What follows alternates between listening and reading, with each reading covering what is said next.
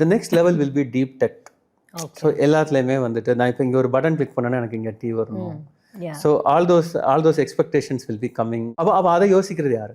அப்போ ஒரு ஃபர்னிச்சர் கடைக்காரன் யோசிப்பானா, இல்லை புதுசாக யோசிப்பானான்னு தெரியாது, இல்லை அது ஒரு கன்சியூமர் யோசிப்பானான்னு தெரியாது. அவன் வந்து ஒருத்தங்கள்ட்ட போய் எனக்கு ஏன் இந்த இது வரக்கூடாது, அதுக்கப்புறம் நான் எப்படி தூங்கிட்டே இருப்பேன், அதுக்கு அடுத்தது வந்துட்டு எனக்கு 4 மணி ஆச்சுன்னா எழுப்பி விடணும்னு தலையில் தட்டுறதுக்கு இங்கே ஒன்று வைக்கலாம்.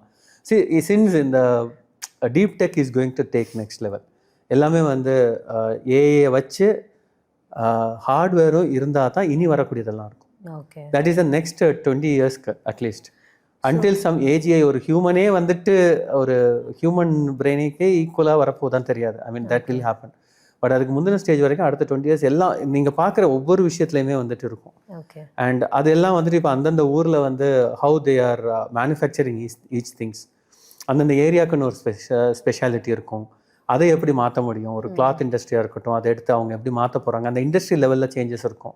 ஸோ திருப்பூரில் ஒர்க் பண்ணுற ஒருத்தர் வந்து ஏன் இவ்வளோ பெரிய இண்டஸ்ட்ரி இவ்வளோ இதுக்கு அந்த இன்புட்டும் அவுட்புட்டும் இருக்குல்ல, அதுக்கு நடுவில் உள்ள அந்த ப்ராசஸ் எவ்வளோ கம்மி பண்ண முடியும்?